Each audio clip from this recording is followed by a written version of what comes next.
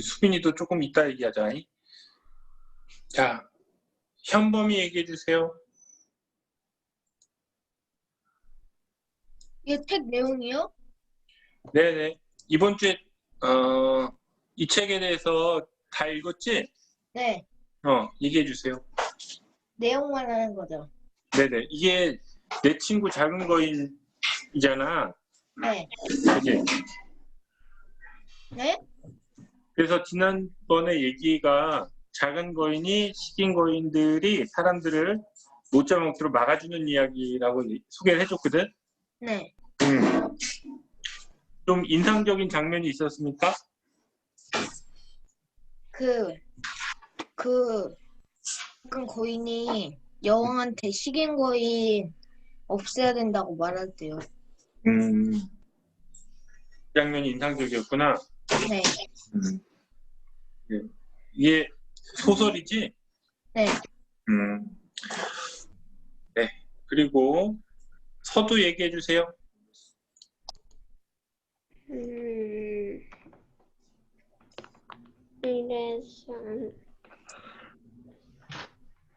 그래서 복제인간 중에 한 사람 잡는 거에 대한 이야기예요.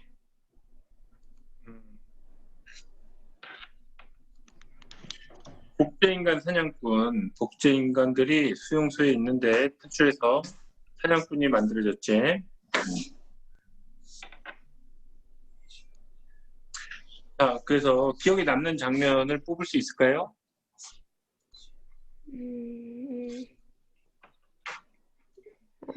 복제인간 사냥꾼이 처음에 수용소 갔을 때.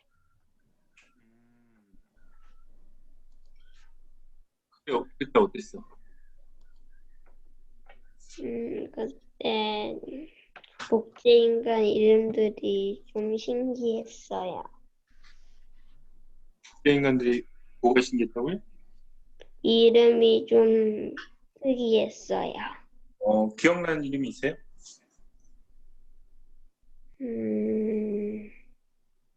잘 기억은 안 나요. 그래요. 한번 그 독서록을 모두 써보세요. 네. 그러면 이번 주에 선생님이 읽은 책 얘기를 해줄게요.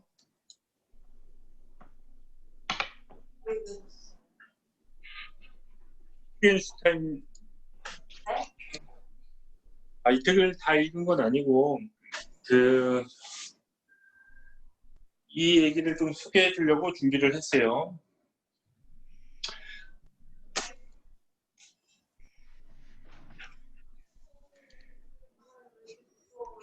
좀 보여줄게요.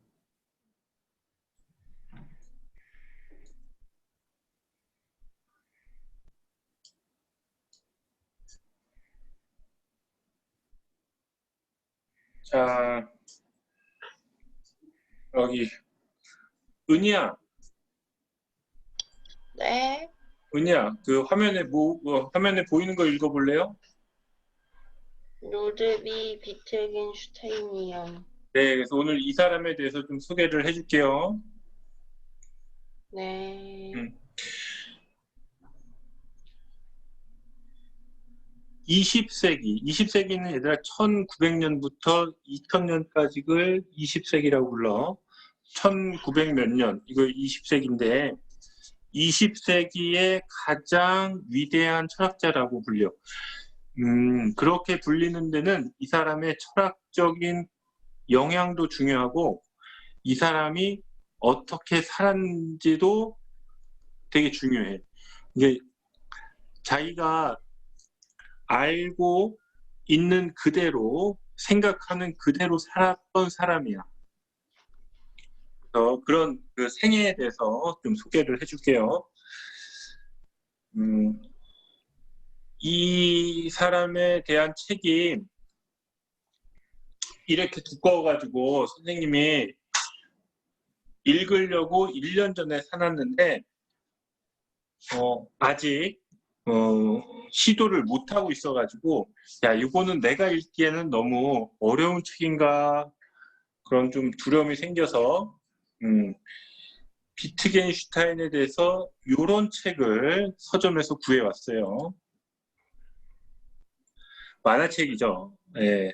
근데 이제 만화책을 보려고 하니까는 이게 그 감동이 좀 저렴해지는 거지.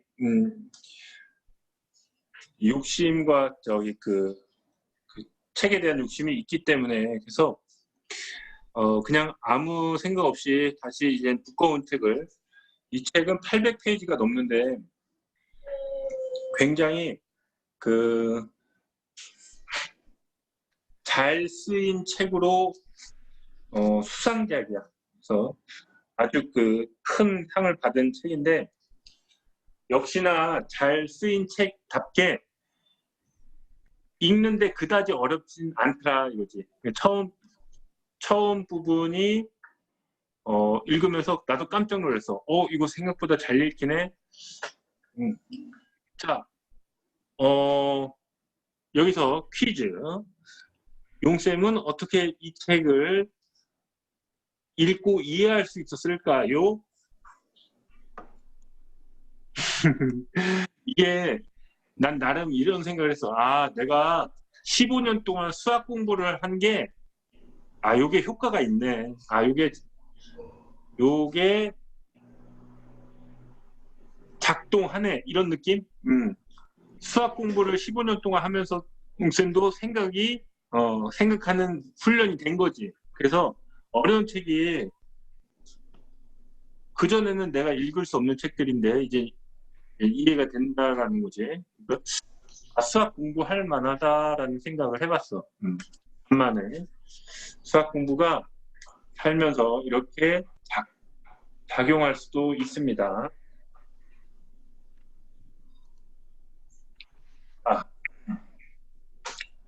이 비트겐슈타인에 대해서 오늘 좀 간단하게 얘기를 해줄게요. 이 사람이 아버지가 엄청난 부자야. 그 오스트리아에서 태어났는데 오스트리아 최고의 부자야. 이름이 카를 비트겐슈타인이라고. 사람 집이 얼마나 부자였냐면 너네 그 음악가 중에서 브람스라고 들어봤어?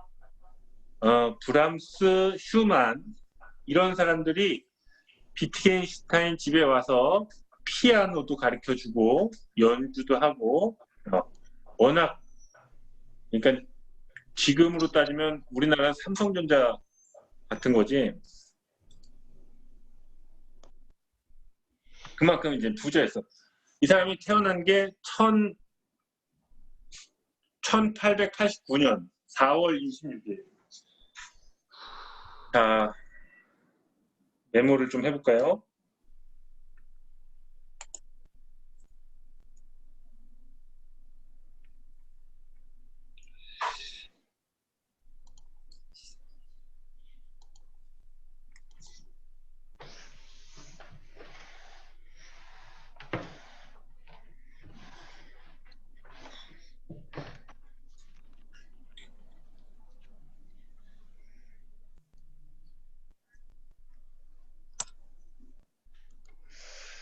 자, 이 사람이 1889년 오스트리아 4월 26일에 태어났어요.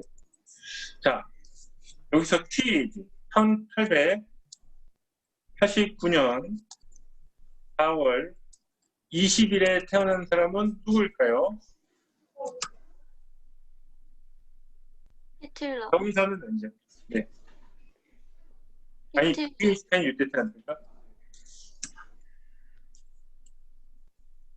누구라고요? 4월 20일 히틀러요. 네, 맞아요. 시트라고 태어났어요. 네, 우리 예습했어요. 히틀러가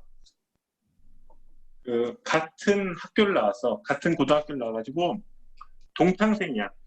근데 이제 둘이 친구는 아니었고 비트겐슈타인은 유태인 피가 혈통이 있었거든. 그래서 나중에 이제 죽을 뻔했는데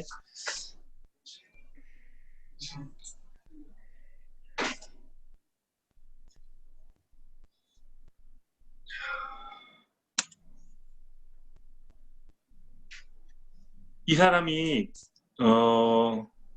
살았던 생애가 우리가 좀 주목을 해볼 필요가 있는데, 그래서 이제 그 히틀러랑 같이 고등학교를 다니고 대학을 이제 비트겐슈타인은 항공 쪽을 전공을 해. 항공을 전공을 해서 이제 항공 엔지니어 그 대학을 공과 대학을 나오는데 대학에서 수학책을 읽어. 이 당시 세계적으로 가장 훌륭한 수학자 이름이 버트런트 러셀이야. 캠브리지 대학 수학과 교수였거든. 근데 이 러셀 교수의 책을 읽고 찾아가서 되게 건방지거든. 비트겐슈타인은 굉장히 건방져. 그러니까 예의라고는 평생 없었는데, 교수님, 내가 멍청할까요? 똑똑할까요? 만약에 내가 멍청하면 그냥 나는 비행기 조종수가 되겠다. 똑똑하면 철학을 나한테 좀 가르쳐 달라. 러셀 교수가 야, 그러면 여름방학 때까지 리포트 하나 써와봐. 논문 하나 써와봐. 그래서 써가지고 가니까는 러셀이 딱 한 줄만 읽고 이렇게 얘기해 줬대. 너 비행기 조종수 하지 마라. 그래가지고 러셀이 키워. 러셀이 제자로 받아들여서 키우는데 비트겐슈타인의 철학책이 현대 철학을 완전히 뒤집어놓게 되거든. 근데 그 책이 어떻게 쓰였느냐가 재밌는데, 얘가 1914년은 무슨 일이 일어났을까? 네, 1차 세계대전의 발발 이유는?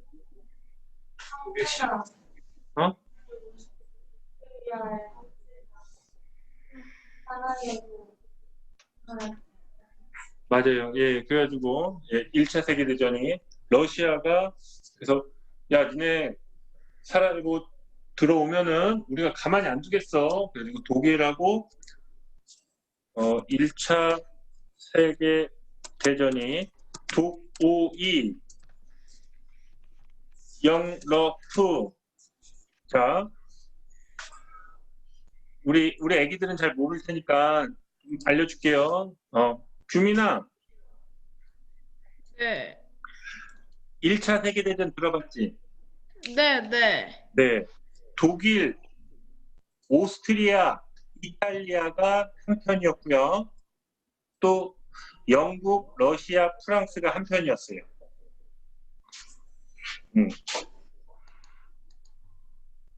네, 몰랐죠?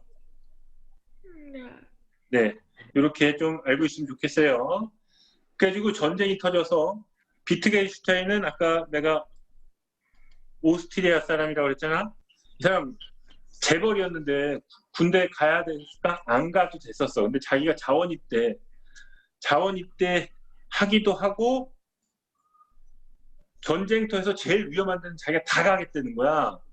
전쟁터에서 제일 위험한 데가 어디냐면 관측소야. 그래가지고 적지에 가장 가까운데 거기서 이제 적들이 어디로 움직이는지 관찰하는 거고, 거기를 사수해야 돼. 거기를 지키고 있어야지.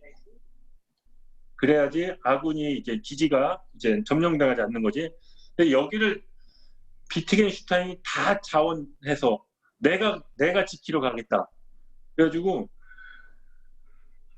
전쟁이 끝나고 훈장을 엄청 많이 받아서 원래 사병으로 입대를 했는데 장교로 제대를 해. 제대할 때는.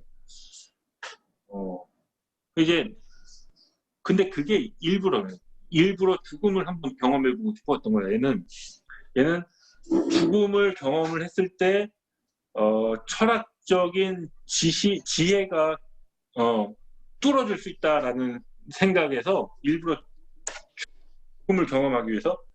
그래서 이 전쟁터에서 책을 쓰는데 그 책이 현대 철학을 바꿔. 그게 책 제목이 물리철학 농부라고, 이 책을 한 100페이지 되는 이 책을 써가지고 전쟁터에서 이렇게 그 총알이 날아다니는 전쟁터에서 쓴 책이거든. 그러니까 이 사람은 진짜 죽음에 대한 두려움 같은 건 전혀 없는 사람이야. 나중에 포로 수용소에 잡혔는데, 얘들아, 그 1차 세계대전 때 포로 수용소에서 얼마나 무서웠겠냐. 근데 너는 건강상의 문제로 석방시켜줄 수 있다. 그것도 워낙 그 부자였으니까. 근데 내 부하들이 수용소에 있는데 난 못 나간다. 난 여기서 글을 계속 쓰겠다. 그래가지고 수용소에서 계속 글을 써. 그래가지고 이제 그 글을 가지고 현대 철학의 구조를 완전히 바꿔버린 거지. 근데 그때 나이가 31살밖에 안 돼. 31살밖에. 근데 이미 세계 철학의 세계에서는 그냥 얘는 이제 신으로 알고 있습니다. 그리고 전쟁이 끝나고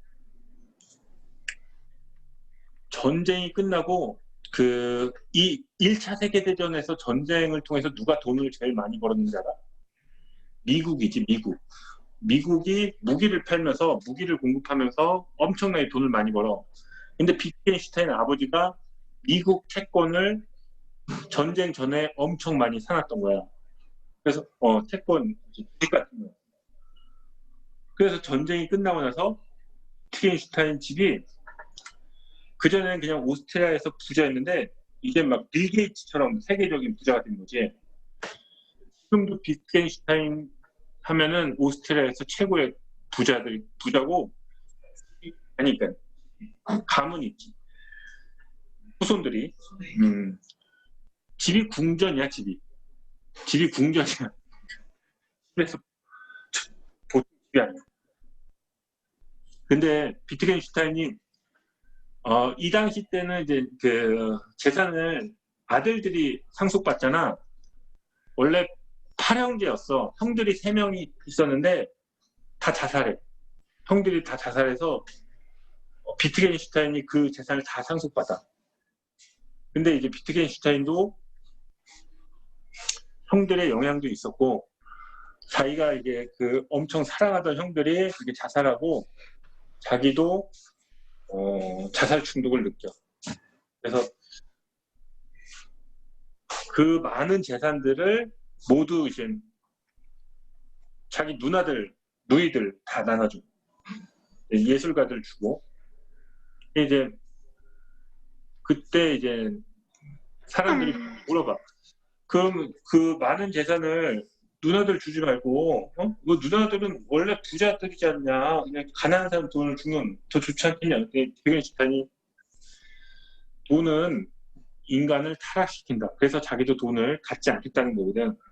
그래서 이미 타락한 부자들한테밖에 돈을 안 준다 했지.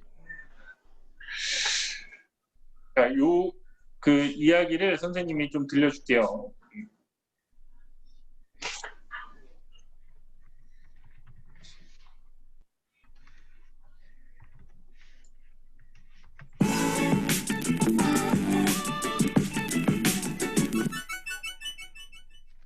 5분 뚝딱 철학의 얘들 소리 잘 들려?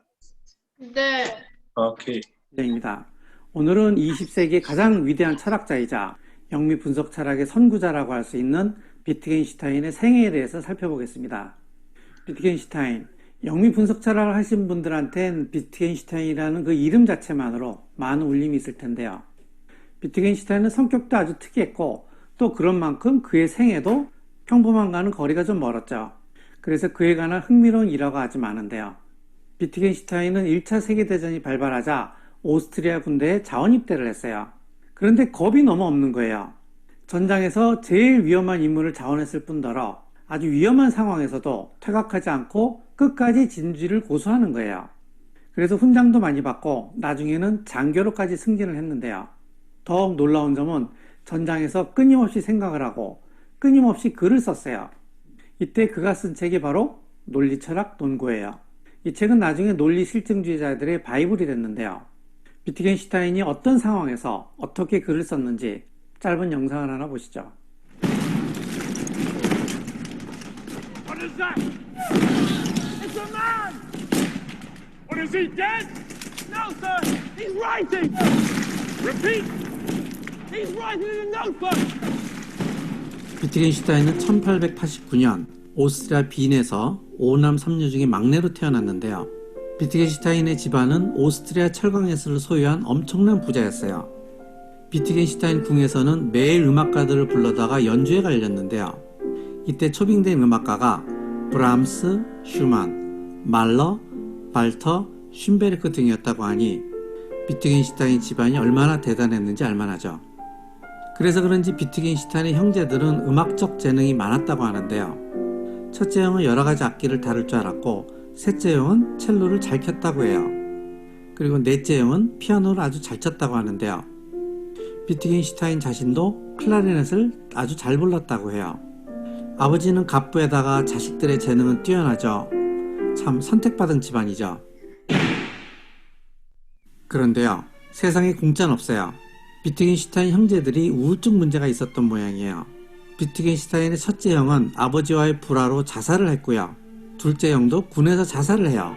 그리고 셋째 형도 술집에서 자신이 좋아하는 음악을 들으면서 청산거리를 먹고 자살을 해요. 자살의 이유가 자신의 동성애적 성향 때문이었다라고 하는데요. 비트겐슈타인도 동성애자였어요. 그래서 그런지 비트겐슈타인도 평생을 끊임없이 자살 충동과 죽음에 대한 공포에 시달렸다고 하는데요.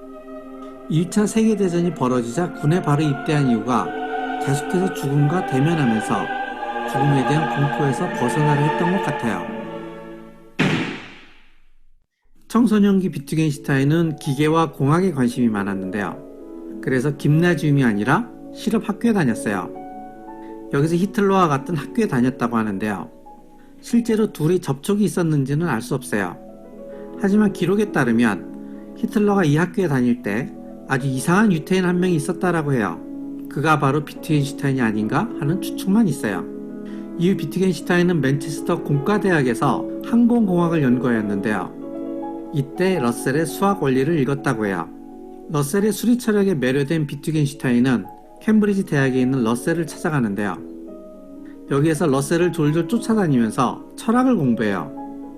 언젠가 한 번은 러셀과 논쟁을 벌였는데요. 러셀의 방에 코뿔소가 없다는 것이 확실한지 아닌지에 대한 논쟁을 벌였다고 해요. 이때 비트겐슈타인은 러셀의 방에 코뿔소가 없다는 것이 확실하다는 것을 인정하지 않았다고 해요. 러셀은 비트겐슈타인을 천재의 완벽한 전형이라고 말했다고 하는데요.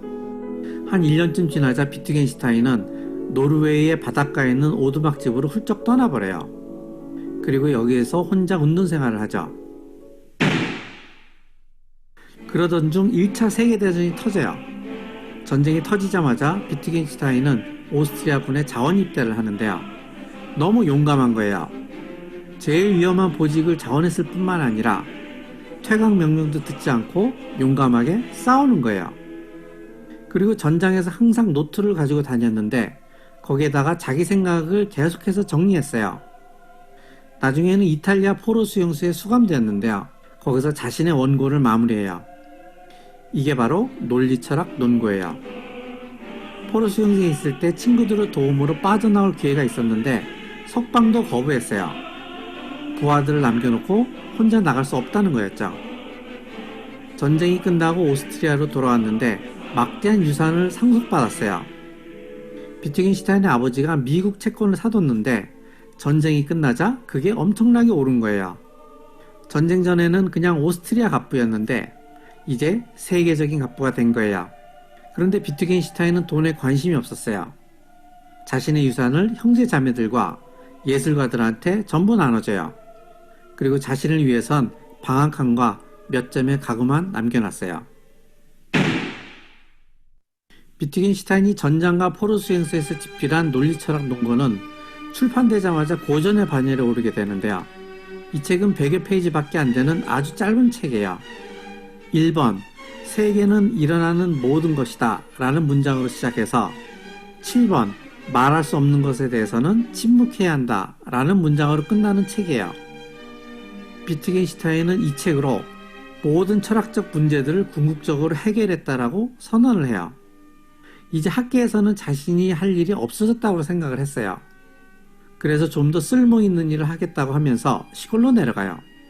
그리고 초등학교 교사가 되는데요. 이때 비트겐슈타인의 나이가 31였으니까 지금으로 치면 대학원생이 책 한 권 쓰고 모든 철학적 문제를 해결했다라고 하면서 시골로 낙향을 한 셈이죠. 그런데 시간이 지나면서 비트겐슈타인은 자신의 철학에 문제가 있다는 점을 자각하기 시작해요. 그리고 마침 캠브리지 대학에서도 계속해서 비트겐슈타인한테 돌아오라고 러브콜을 해요.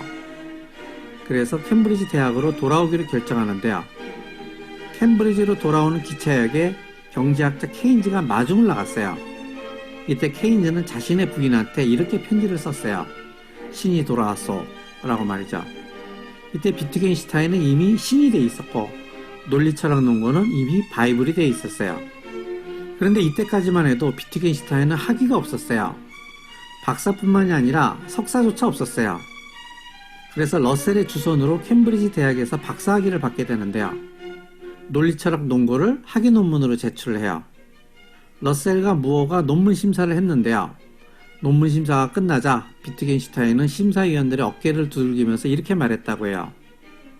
내 논문을 이해하지 못했다고 너무 낙담하지 마세요. 난 어차피 당신들이 이해할 거라고 기대하지 않았었어요. 다시 2차 세계대전이 터져요. 비트겐슈타인이 가만히 있을 리가 없죠. 이번엔 병원에서 조수로 군복무를 자원했어요. 전쟁이 끝나고 학교로 돌아오고요. 이후에는 노르웨이의 오두막집에서 은거하기도 하고 아일랜드 서해안의 오두막집에서 은둔 생활을 하기도 해요. 그러면서도 끊임없는 집필 활동을 하는데요. 이렇게 해서 나온 책이 철학적 탐구예요.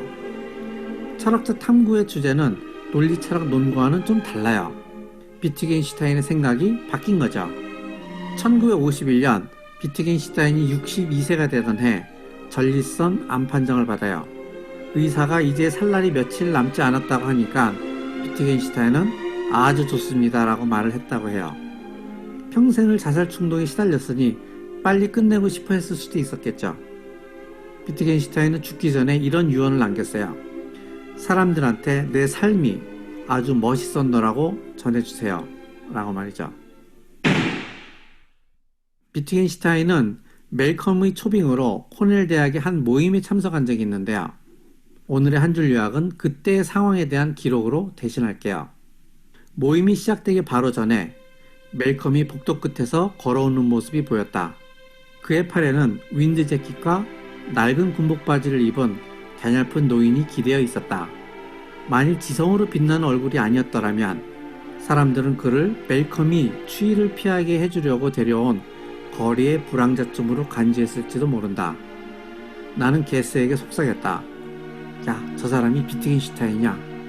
게스는 내가 농담을 하고 있다고 생각했던지 농담하지 말라는 식의 말을 했다. 이때 블랙이 일어서서 그 야윈 노인에게 말을 했다. 비트겐슈타인 교수님, 한 말씀 부탁드려도 되겠습니까? 블랙이 비트겐슈타인이라고 말하자마자 그 자리에 모인 학생들이 숨을 크게 멈추는 소리가 났다. 당신은 이 점을 기억해야 한다. 비트겐슈타인은 1949년의 철학세계에선, 특히 코넬에선 신비스럽고 두려운 이름이었다. 그 숨이 멎는 소리는 블랙이 플라톤, 한 말씀 부탁드려도 되겠습니까? 라고 말했을 경우에 생겼을 것과 같은 것이었다.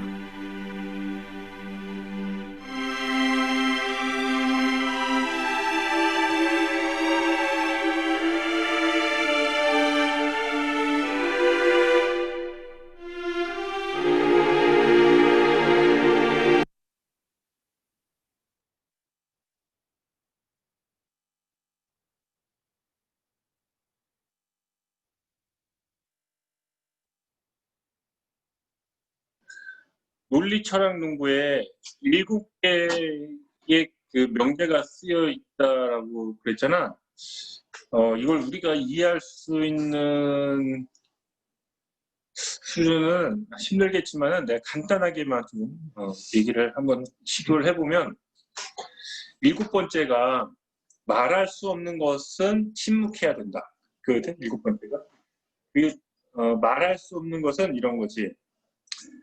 뭐 예술, 아니면 종교, 윤리학, 뭐 이런 거.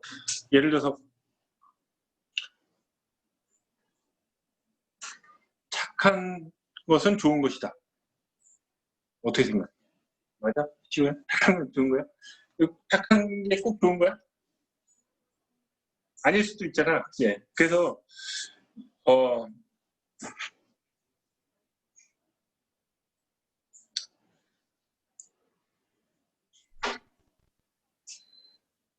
예술이나 종교나 이런 학문은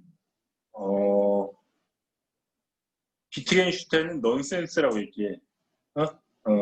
논리적이지 않다라는 건데, 근데 그거를 이제 이 당시에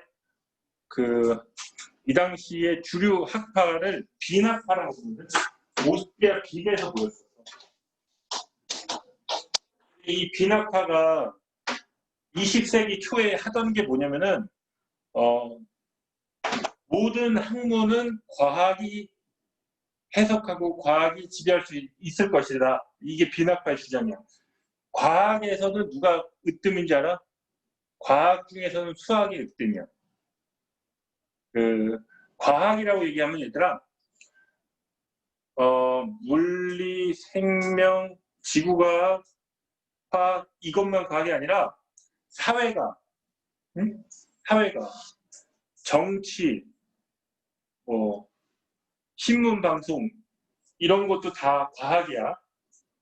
그래서 모든 과학의 영역을 해석할 수 있는 것은 최고봉은 수학이라고 여겼던 거고. 근데 이제 논리 철학 농구에서 마지막이 그거 있잖아.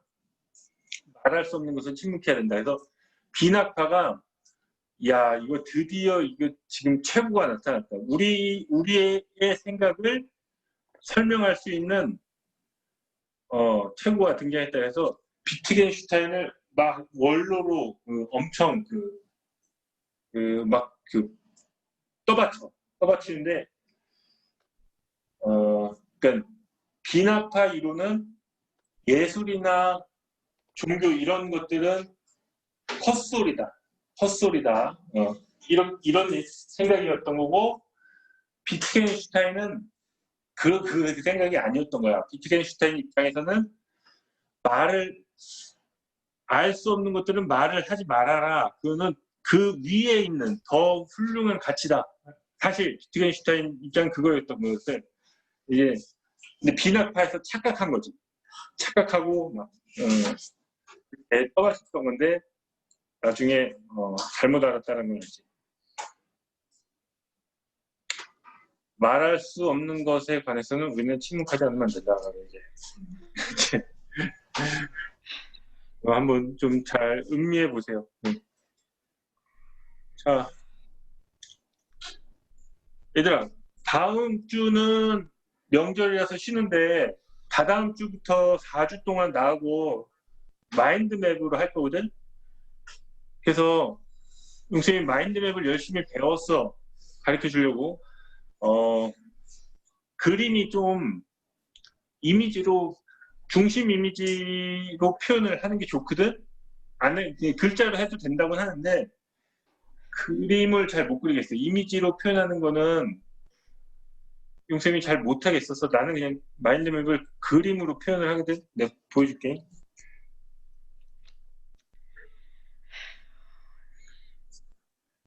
그림을 좀 그릴 줄 아는 사람, 이미지를